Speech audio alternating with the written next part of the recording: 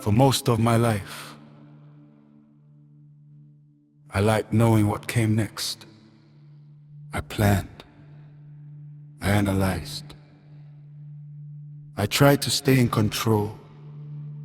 Having a clear direction made me feel safe. But awakening had other plans. Life slowly began leading me into the unknown.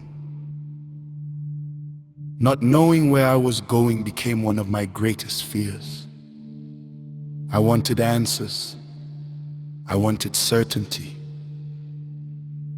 But all I could see was fog. And for the first time, I had to keep walking without seeing the full road. That was when I began learning the meaning of surrender. At first, I thought surrender meant giving up. I thought it meant losing control. But I soon realized surrender meant something deeper. It meant trusting life. Trusting that something greater was guiding me. Even when I could not understand what was happening. Every challenge carried a lesson. Every delay carried a purpose. Every uncomfortable moment was shaping me. Slowly, I stopped fighting the process. Some days felt like standing at the edge of a cliff, unable to see what was ahead. Yet something inside me kept saying, jump, trust, keep moving. And every time I followed that inner voice, life met me with exactly what I needed. Not always what I wanted, but always what I needed.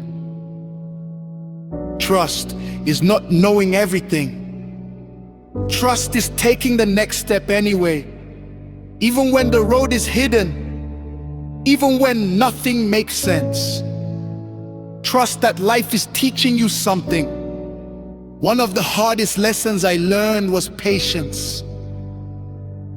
I wanted answers immediately. I wanted clarity immediately. I wanted change immediately. But growth does not work that way. A flower cannot be forced to bloom. The soul unfolds in its own time, and every stage matters, even the waiting, especially the waiting. I had to learn to be patient with myself. Take one step at a time, not rush the process. Allow myself to make mistakes, because growth is not perfection. Growth is learning. As I stopped resisting the unknown, something inside me changed. Life stopped feeling like a problem to solve. It became a mystery to experience. I stopped trying to control everything and started flowing with life. That was when peace began to appear. Not because I had all the answers, but because I no longer needed them. The next lesson came through presence. I realized I had spent years living everywhere except the present moment, thinking about the past, worrying about the future, missing the now. Mindfulness brought me back to my breath, back to this moment, back to myself. And in that stillness,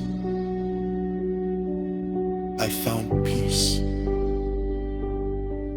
I found clarity. I found presence. The unknown was no longer my enemy. It had become